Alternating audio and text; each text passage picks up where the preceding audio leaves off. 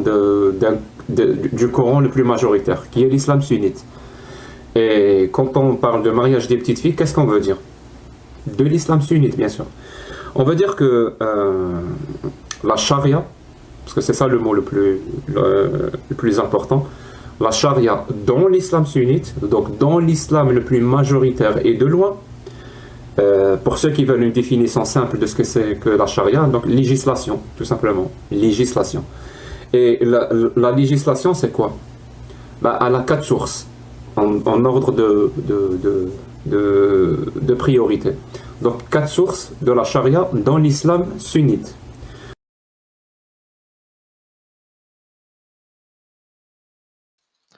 On peut pas faire euh, de la, de la rétrospection. On peut pas regarder en arrière et faire un bilan, Je tiens puisque les aujourd'hui, choses disparaissent.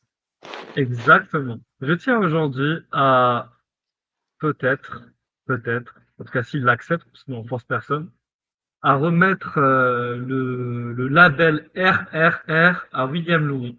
Voilà, parce que effectivement, la critique du consensus fait partie d'une de nos nombreuses approches, qui est celle justement de la remise en question de la cohérence interne de la jurisprudence islamique, qui dont fait partie le asl du consensus, hein, donc le fondement qui s'appelle le consensus, l'ijma', qui fait partie des fondements du droit en islam. Donc ici, il a émis une certaine critique du consensus dans le texte que je m'apprête à vous lire, et donc je l'en félicite, et il a fait un devoir d'utilité publique de le publier sur Twitter. Merci beaucoup. Ah oui. Donc, le consensus est les fondements du droit en islam. Précisant pour certains islamo-critiques, apostats ou non, qui évoquent le consensus, on va étudier le sujet. Voilà, merci Bilal de rappeler que certains islamo-critiques, donc je dirais niveau 1, niveau 2, niveau 3, voilà, comprennent pas de quoi ils parlent, voilà, ils ont, je sais pas, leur méthode bizarre qu'ils prennent pour la méthode parfaite, et pourtant ils C'est n'étudient pas le quoi, sujet en profondeur. Voilà. c'est quoi le syndrome Le Régulus lorsque syndrome tu... de Dunning-Kruger, voilà. Ah, tu vois, c'est ça le problème. Eh oui. Donc, je vais montrer ce que c'est que le syndrome de Dunning-Kruger.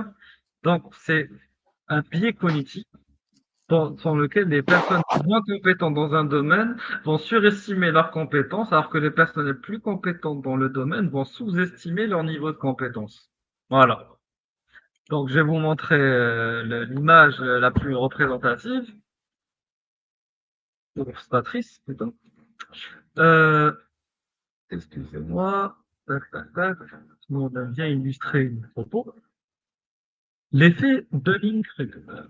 Donc, il y a dans les abscisses compétences dans un domaine et dans les ordonnées, hein, l'axe des ordonnées, hein, la variable de la confiance. Donc, plus les gens au début, alors qu'ils ne sont pas compétents en confiance en eux, plus ils sont stupides. La montagne de la stupidité. Et beaucoup de gens critiquent, hein, ou croyants d'ailleurs, qui commencent juste à apprendre l'islam en tant que croyants, sont dans la montagne de la stupidité. Voilà, si on veut faire une courbe de gosse, la montagne de la stupidité serait vraiment au milieu, parce qu'ils commencent à apprendre, ils deviennent directement confiants, alors qu'ils n'en savent encore rien. Et ensuite, il y a la vallée D'ailleurs, de l'humilité, en fait, de ne d'ailleurs, fait pas grand-chose, par laquelle nous, on est passé d'ailleurs. Et ensuite, il y a le plateau de la consolidation où on commence à apprendre. D'ailleurs, nous, on est en train de dire qu'on est des étudiants. On apprend tous les jours sur l'islam, continuellement. Vas-y, je t'écoute. d'ailleurs, les savants avaient mis en garde justement sur euh, l'ivresse du Attends, savoir. attends, remets le schéma, remets le schéma. Pardon, Alors, excusez-moi, mais remets le schéma. attends, vas-y, continue, Ruben. Oui, non, juste ils avaient mis en garde contre l'ivresse du savoir. L'ivresse du savoir, tout à fait. Tout à fait. Tu peux te faire perdre la capacité de raison. Attends juste 2 secondes. Tac, tac, tac. Voilà. Qu'est-ce que tu veux me dire chez moi? Je voulais dire que juste, j'en connais un paquet, mais alors un sacré paquet, sur les réseaux sociaux en particulier, hein, Ouais. Twitter, YouTube, TikTok, qui sont au sommet de la montagne de la stupidité, hein. J'en connais plein. En fait, il y a presque que ça. Je sais pas ce que vous en pensez. Oui, il y en a beaucoup quand même. Effectivement, oui, il y en a un paquet, il y en a un paquet. Après, nous, on avait aussi modélisé ça, c'est ça, régulé ça avec la loi de Veboul, hein, Oui, oui, avec, c'est vrai. par rapport à la classification RRR, hein, plus le niveau il est haut et moins, et plus la crédibilité est haute et moins, Et les moins il y sunnites a veulent débattre. de demandes ou d'acceptation de débat, effectivement. C'est ça. C'est ça.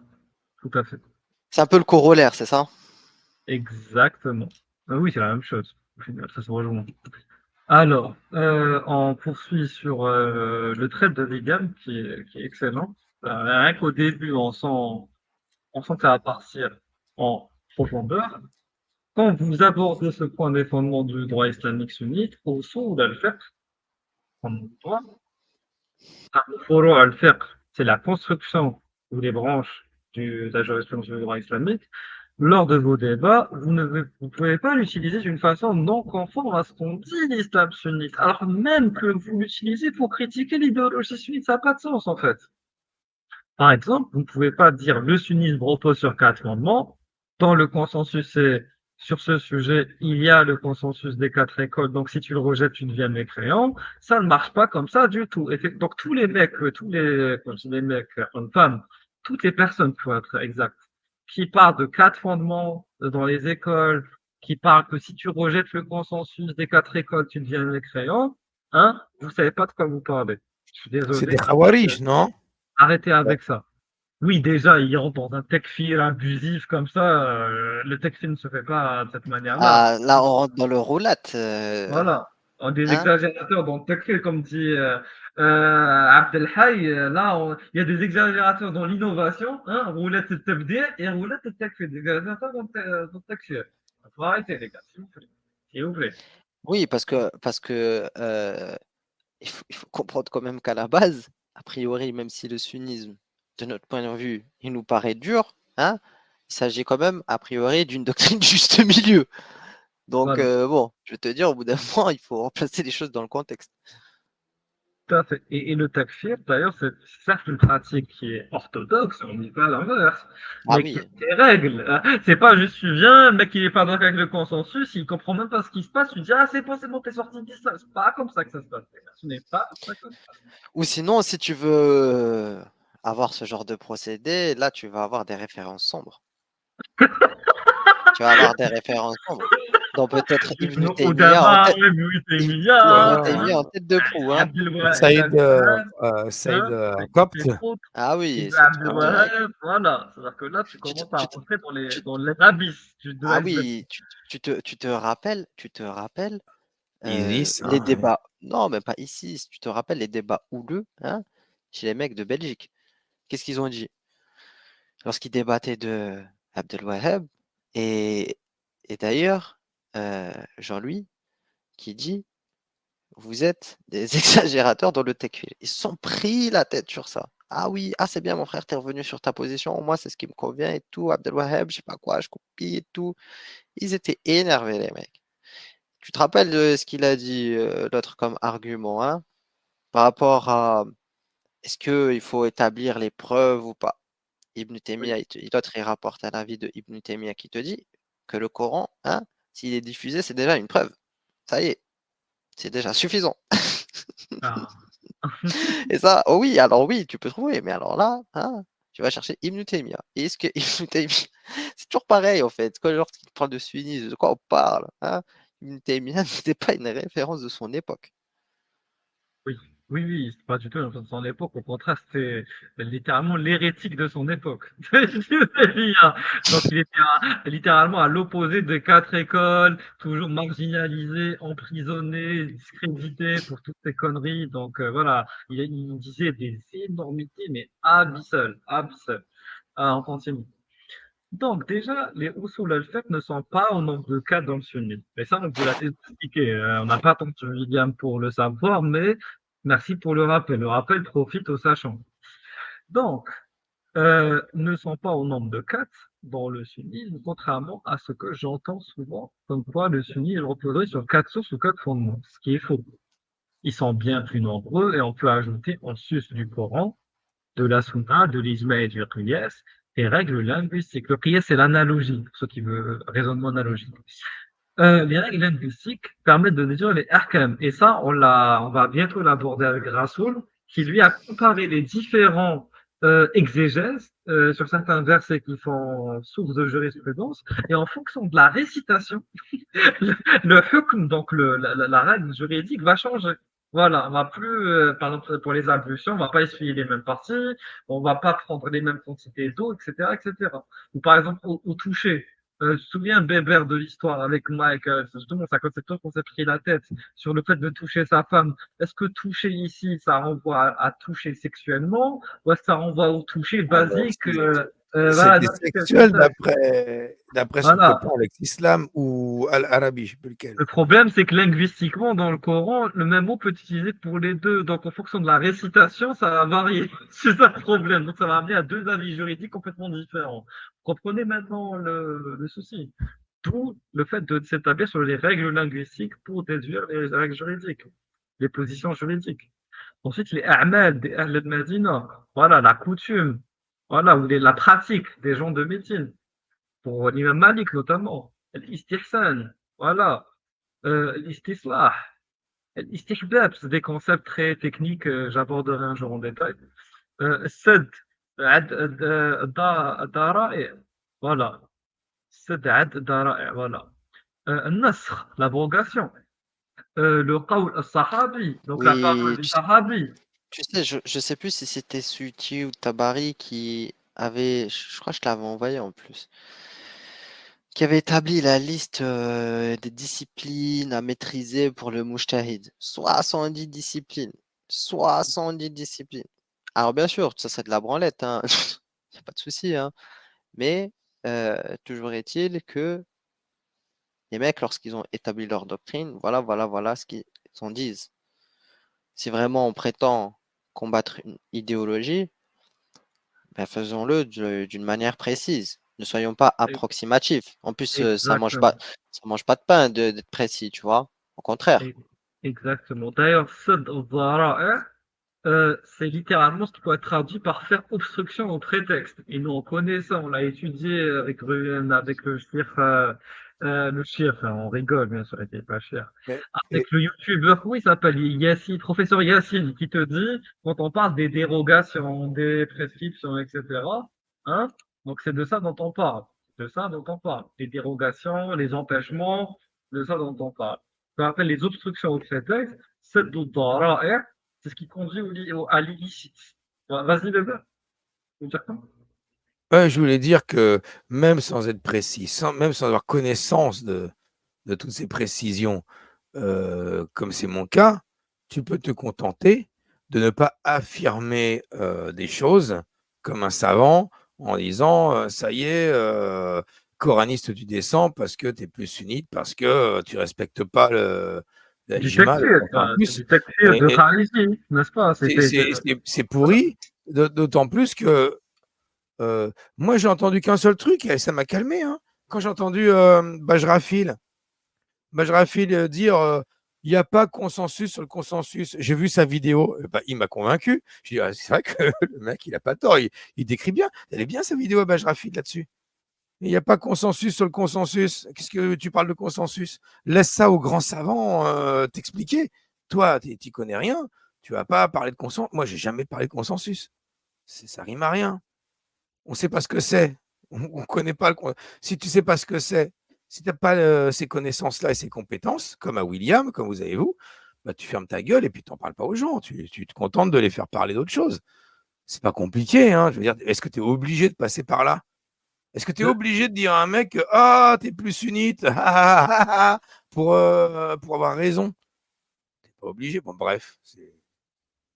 Donc, comme a dit Sahih à l'interrompt, s'il vous plaît, likez le référencement n'est pas top.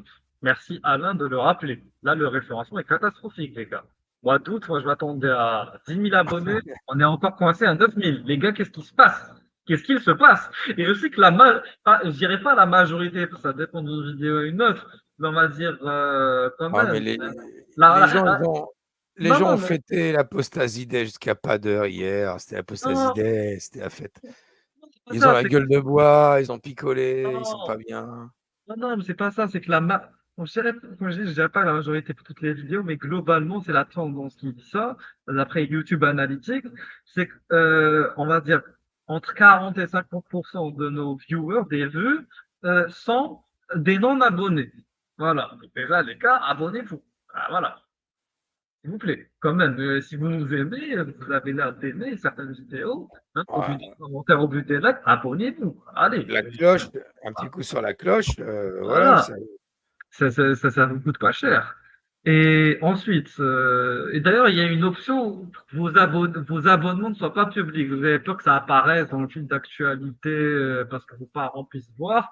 Il y a une option où vous pouvez juste vous abonner sans que ça apparaisse de manière publique dans votre fil d'actualité, si vous êtes vraiment peur de ça. Et sinon, vous likez également. Au moins, likez et commentez aussi. Ça va nous aider. D'un point de vue du référencement. Voilà. Et si vous êtes vraiment des fans absolus, mettez les playlists la nuit. Allumez l'ordi, appuyez sur la playlist et laissez-la défiler. Voilà. N'hésitez pas. Petit conseil de pro, si vous voulez nous aider à être référencés, laissez défiler les playlists. Bon, je rigole un peu, j'exagère, c'est du... Bon, on continue. En tout cas, merci beaucoup. Abou Hija, Mhm. il y a Pierre qui dit je ne vais pas apprendre les 400 matières et les 10 000 nuances pour refuser l'islam. Oui, tout à fait. Mais nous, c'est pas, effectivement, c'est pas ça qu'on dit. On n'en est pas là. Mais on en est que quand même, lorsque, si par exemple, on se met à la place de Philippe de Villiers et on va aller débattre d'islam, eh bien, lorsqu'on s'attaque, ou lorsque lui, il veut s'attaquer à l'islam, comme l'a dit M. Ramadan, en tout cas, je ne sais même pas si vraiment l'objectif de Philippe de Villiers, c'était de s'attaquer à l'islam. Lui, tout ce qu'il veut, c'est que les gens respectent la loi, la France, la République, les us et coutumes. Hein, il n'en demande pas plus. Hein. Eh bien, il faut être prêt. Il faut être prêt et surtout ne pas tomber dans les pièges. C'est juste ça qu'on dit. C'est-à-dire que là, par exemple, il a voulu parler d'apidation. Il n'y a pas de mal. Mais il fallait pas dire oui, lapider les femmes. Est-ce que vous êtes contre la lapidation tout court? Parce que est-ce que ce serait moins barbare parce que c'est un homme? Je ne pense pas. Je ne pense pas. Donc c'est ça le problème, c'est ce genre de petit piège hein, qui laisse l'opportunité à l'adversaire, entre guillemets, hein, de rebondir. C'est ça le Ouais. problème. Ouais. Alors que si tout simplement tu fermes la porte, tu ne laisses pas d'espace, eh bien, tu ressors avec des arguments solides et quelqu'un qui ne peut plus passer, tout simplement. C'est vrai, les mecs en face, ils cherchent absolument toutes les branches auxquelles s'accrocher. Et si t'es pas précis, si t'es dit des conneries, c'est des branches que tu leur laisses. Ils vont pouvoir s'y accrocher et tout ça. Il faut rien leur laisser pour voilà, même pas une barre avec huilé et rien. Et là, j'en reviens au thread là au tweet de William. Ah merde, il y a un problème de Oh, connexion. Ah, vous c'est bon. m'entendez? Ouais, là, Euh, c'est bon. Imagine, tu parles d'un hadith ou souvent c'est dans les faciles où il y a des citations, dit, oui, tel mec dit, ça fait consensus que, et là tu balances un truc de dingue. Tu mets le gars en face, en PLS, c'est consensus, tu es obligé d'accepter, c'est consensus, c'est consensus. Et puis il y a des personnes qui vont t'écouter, qui vont voir la vidéo, peu importe, et puis qui vont peut-être apostasier, tu vois, avoir des sacrés doutes. Qu'est-ce qui va se passer quand ils vont tomber sur quelqu'un qui va leur expliquer la complexité du truc et qu'en fait, l'histoire du consensus, c'est de la merde, hein, en fait. Ça veut rien dire. Comment la personne va réagir? Si, je veux dire, tu peux te convertir à l'islam pour de mauvaises raisons et y rester. Est-ce que tu peux apostasier pour de mauvaises raisons et ne pas te reconvertir? On ne sait pas. Enfin, c'est compliqué, mais en tout cas, quand tu argumentes contre cette doctrine avec de mauvaises raisons, et C'est ça. que après les gens qui pensaient être convaincus par toi se rendent compte que c'est du pipeau et que soit tu es malhonnête, soit tu es incompétent, le résultat pour moi il est catastrophique. Vaut mieux Et être honnête. Quand tu sais pas, tu dis je sais pas. Faut être honnête, sinon Oui, c'est idiot, quoi. totalement. Oui, et Et en plus, ouais, vas-y. non, peut-être juste pour rebondir à ce que dit Bébert, sur le fait que si on glisse sur des pots de banane et que après ça va se retourner contre nous, euh, finalement, c'est ce qu'on disait, Régus, depuis le début, c'est que les mecs sont dans la doctrine de l'opposition. Ils vont utiliser la moindre faille, hein, la moindre pot de banane sur laquelle tu as glissé C'est- pour venir essayer c'est pour de te me contredire. contredire. Et c'est pour ça que moi je dis à Pierre, je n'ai pas besoin de 10 000 raisons pour refuser l'islam, mais je peux avoir besoin de 10 000 raisons pour réfuter l'islam. Voilà, c'est ça la nuance nécessaire à comprendre. C'est que comme l'ont dit mes collègues précédemment, c'est que cette doctrine n'est pas à sous-estimer et n'est surtout pas à caricaturer. Parce que là, c'est une caricature, comme a dit William, de réduire le fondement d'islam à 4 sources, alors qu'il y en a beaucoup plus. Et je les ai j'ai même pas fini. Lui-même n'a pas fini de les énumérer, il a écrit etc. parce que c'est pas exhaustif. Donc je continue. Alors, oui, donc le nasr, voilà, le qawl sahabi, donc la parole du compagnon du prophète, le roche, je l'ai dit, c'est la coutume. Shara min qablina. Shara min qablina, c'est quoi? C'est ce qui a été légiféré auparavant. Voilà, par d'autres donc législateurs plus anciens. On le prend en compte aussi. Voilà. Donc, quant au ijma, donc le consensus, par exemple, quand un compagnon, le prophète lui-même, a lui-même justement fait un char, on le prend en compte. Voilà. Un char, donc, c'est une décision juridique. Quant au ijma, donc le consensus, donc on revient au consensus, servant de preuve, d'argument, de fondement du droit, il n'est pas défini par les sunnites comme étant l'accord des 4 écoles.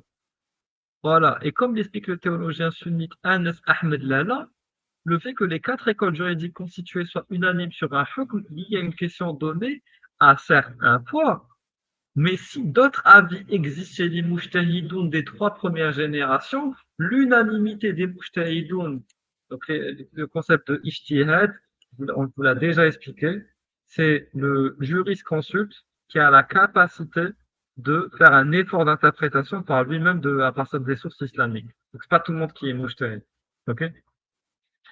Donc, des 4 écoles ne constituent pas non plus, là, donc, un consensus au sens shara'i du terme, dans l'Irshad al-Fuhul, page 307.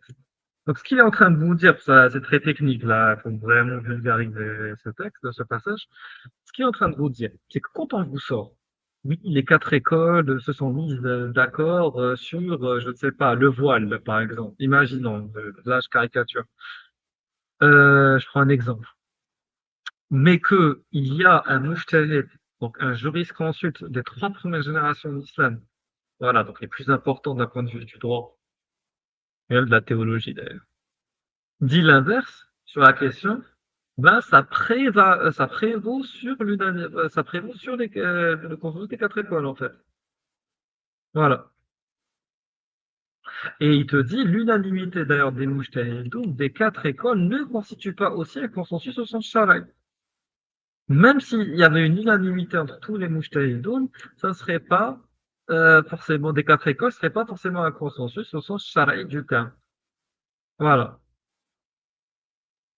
au sens légal islamiquement du terme, acceptable légalement du terme. Donc le sujet de l'ijma et du takfir nécessite moult développement.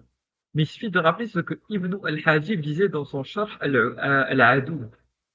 Quant au takfir de celui qui rejette le consensus, il apparaît que la prononciation de l'excommunication de celui qui renie l'ijma nécessite analyse et détail avant d'être verbalisé sans restriction.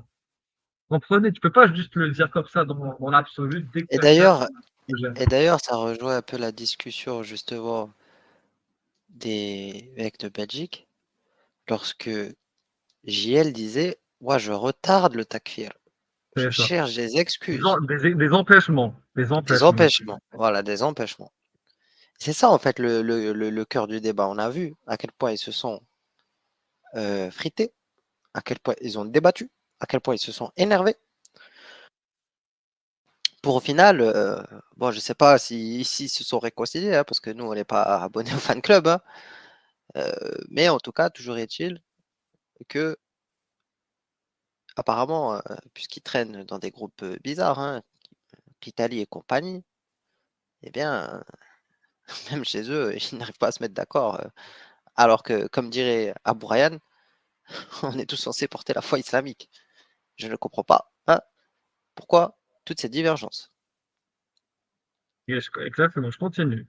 En outre, l'avis majoritaire des écoles juridiques et des usuliyoun, les principologies, donc ceux qui étudient les principes du droit, comme Al-Rifari, Al-Qarafi, Al-Amidi, excusez-moi, etc., et que l'ijma est l'accord des érudits de la Ummah, communauté musulmane, et non de celui des seuls sunnites. Ah, tu dois être un érudit. Les autres musulmans non érudits ne sont pas concernés. Déjà, pour ceux qui veulent un peu avoir un peu de savoir islamique sur le droit, allez vous renseigner chez des savants comme Al-Rifari, Al-Qarafi et Al-Amidi. Voilà. Donc oui, Oui, parce que le problème, tu as vu, on nous parle souvent de... En fait, c'est rare que les mecs... Enfin, c'est drôle parce que dans les débats, on nous parle souvent des tafsirs et tout. Jamais des usuliyoun. C'est dingue, hein? Mais parce que les gens, ils aiment pas trop ces débats-là, en fait. Comme c'est technique, etc., ça prend la tête, en fait. Et tu le vois lorsque, voilà, il y a des instituts ou je ne sais, des gens hein, qui rentrent un peu dans le sujet. C'est pas des vidéos que les gens ils regardent, hein. Ils préfèrent regarder des vidéos de comprendre en ligne pour savoir est-ce qu'on peut s'épier les poils des fesses. Faut être honnête. facile. Donc, ainsi, voilà, pour qu'il y ait consensus sur une question donnée, il faut nécessairement que tous les savants de cette période soient du même avis. Si un seul diverge, il n'y a plus d'ijma.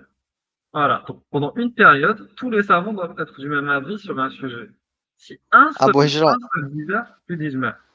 il y a, Oui. il y a, il y a la plume qui dit des érudits qui contredisent le Coran. Ouais, c'est Non, un coraniste. C'est un coraniste. je sais pas si c'est un coraniste, mais non, parce que comme tu l'as dit tout à l'heure, la règle, le hukm, il peut changer en fonction de la récitation.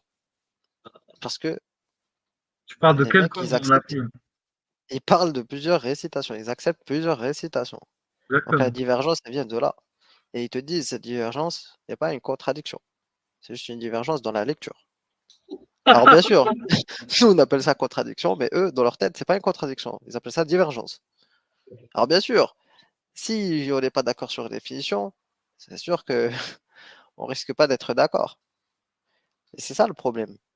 C'est que les gars dans leur tête, hein, ils ont une vision des choses bien particulière. Et d'ailleurs, Mamar Metmati l'a relevé dans plusieurs de ses vidéos.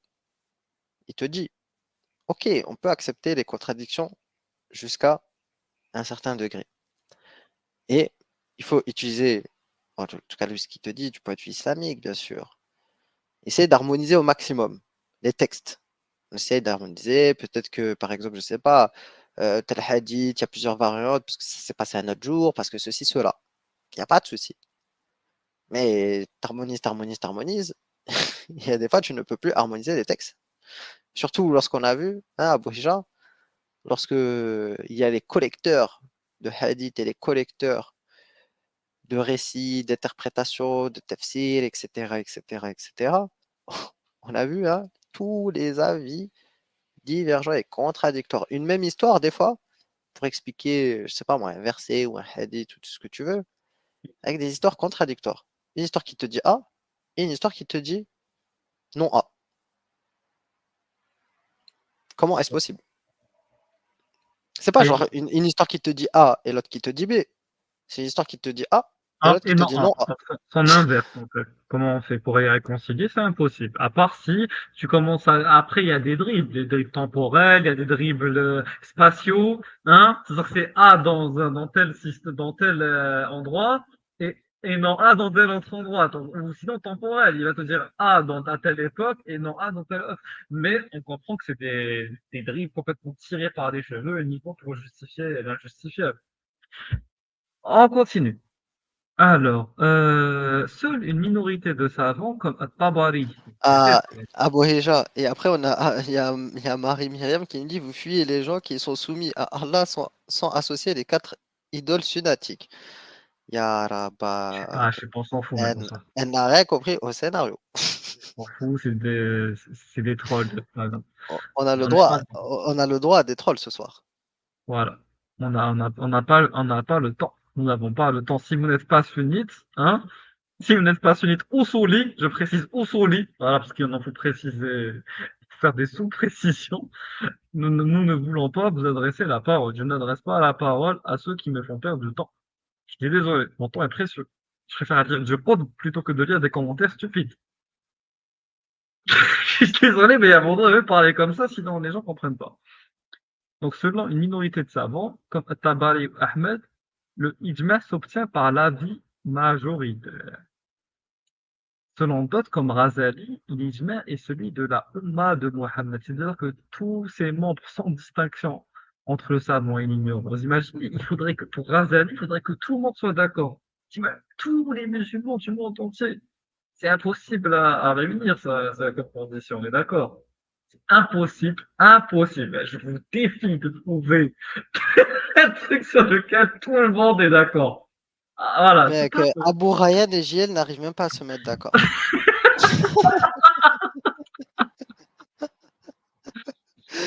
À partir de là, euh, l'âme c'est Ibn Battuta ne se mettent pas d'accord. ah, Je j'en t'ai aime, dit, à partir de là, on va j'en pas aller aime, très loin, hein. j'en aime, j'en aime. Un sunnite, non, un sunnite n'aurait pas mis la photo de Ichigo en PP. Un sunnite pour son lit n'aurait pas mis la photo d'Ichigo en PP. Donc, je continue. Pour d'autres encore, comme l'Arabie, le consensus ne désigne rien d'autre que le consensus des compagnons, après la mort de l'envoyé d'Allah. Quant à ce qui survient après leur époque, ce n'est pas un consensus sur lequel on puisse se fonder pour trancher des questions légales. Vous imaginez? Donc, à l'Arabie, il te coince le fiqh, enfin, en tout cas, le consensus, à l'époque des compagnons. Il te dit, après les compagnons, c'est bon, il n'y a plus rien, en fait. On peut plus, on peut plus fonder, on peut plus avoir un consensus sur lequel se fonder pour trancher les questions légales. Donc, quand on fait de Abou lire, Hija, Abou oui, Hija, mais franchement, oui, aujourd'hui, c'est vraiment la soirée des trolls, hein. bon, ça, c'est La- pas grave, mec. Non, attends, juste pour tac un peu. La plume qui lui dit, ah, vous n'acceptez pas ce que vous ne pouvez pas contester. Cela s'appelle l'hypocrisie. Oh, les ignorants. Aïe, aïe, aïe, aïe, aïe, aïe, aïe. Allez contester vos Si, savants. si, Est-ce que si, arrêtez si, si- de nous emmerder, nous, qui, justement, critiquant les livres que personne ne veut critiquer. Critiquant ah, les articles, les débats, les discours que personne ne veut critiquer et analyser. et N'appelez si, pas les si savants. la plume veut qu'on rentre hein, dans les histoires d'hypocrisie, il n'y a pas de souci. Il n'y a pas de souci. Mais ils te disent, ils te parlent de Coran, c'est ça le problème. Le Coran tout seul ne vaut rien. Le Coran, c'est le niveau 1. Vous n'avez pas compris qu'on n'en est pas au niveau 1. Si vous voulez parler du Coran, allez voir Majid Oukacha. Il fait du très bon travail, il a écrit un très bon livre. D'ailleurs, il faudrait faire la pub à Majid Oukacha. Un Majid, personne pour faire la pub à Majid en vrai, mais c'est pas grave, je vais quand même le faire. Voilà, Majid Oukacha, très bon livre. Voilà, je vais vous montrer le livre. Quand on fait de lire dans un livre que tel savant apporte le consensus sur tel sujet, il faut s'assurer de savoir de quoi il parle. Ben oui, on comprend pas en fait quand vous citez un consensus rapporté par Ibn Mundir, Ibn Taymiyyah, Subki, eux ils sont dans leur paradigme. Il faut comprendre quoi, de qui ils rapportent surtout. Est-ce qu'ils font référence à un consensus au sein de leur école, ces gens-là? Est-ce que la personne vise comme un certain avis majoritaire? Est-ce qu'il veut parler, enfin la personne, donc le jurisconsulte qui évoque le consensus, veut parler d'un consensus des quatre écoles en entier? Fait-il référence au ijma' as-sarih ou ijma' as-sukuti? Ijma' as-sarih, donc c'est l'ijma', donc le consensus clair, évident, explicite. Ijma' as-sukuti, c'est l'ijma', donc le consensus hein, têtu ou implicite, caché. J'ajoute d'ailleurs, et enfin, pour ne pas faire trop long, car il y aurait énormément de points abordés, il a raison, que l'on peut vulgariser en disant qu'il y a deux types d'ijma, voilà, donc ça a l'air comme je l'ai dit, actif ou explicite, et ce côté implicite ou passif. Le premier, tel que défini précédemment, et qui est, pour ainsi dire, chimérique, est considéré comme une preuve certaine et sûre. Il est chimérique, les gars, parce que comme on l'a dit, allez trouver que la majorité des savants sont d'accord sur telle question, voire l'unanimité de tous les musulmans sont d'accord sur telle question. Ah, les gars, c'est chimérique. Ouais. Il Chimérique. faut être sûr que non seulement ils sont tous d'accord, mais qu'ils se sont tous prononcés sans en oublier un seul. Il n'y a pas ne se prononce pas. Il n'y a pas ça. Ah, Ils non. se sont tous prononcés en âme et conscience et en connaissance de cause. Tous, ils ont donné leur avis. Tous. Si on en a oublié un de lui demander son avis, c'est mort. Il n'y a pas ijma. C'est compliqué. Franchement, c'est chimérique. Ouais, c'est chimérique. Tu m'étonnes. Le second, qui se définit comme une situation où une partie des érudits est d'accord sur un jugement, en l'autre côté, n'est pas une preuve d'argumentation légale. Et pour le Jumhur, il n'est considéré que comme l'avis de quelques mujtahidoun.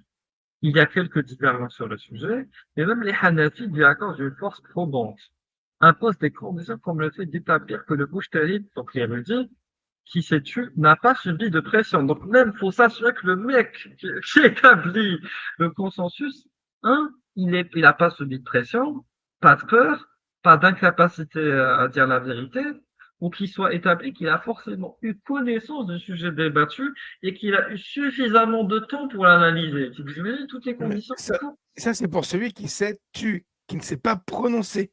Celui qui a dit je ne Voilà, me prononce pas, c'est il ça. faut vérifier, mais pourquoi tu ne te prononces pas? Est-ce que tu subis des pressions? Est-ce que tu connais vraiment le sujet de la question? Comme on l'a dit avec Ruel, il y a des savants du hadith qui ne connaissent rien. Il y a une femme qui les a interrogés sur le lavage du mort, ils se sont tués. Mais pas tués, parce que voilà, ils voulaient juste pas répondre. Ils se sont tués par ignorance. Ils ne savaient pas quoi répondre. Voilà, de l'ignorance. En bref, si vous utilisez des concepts sans les maîtriser,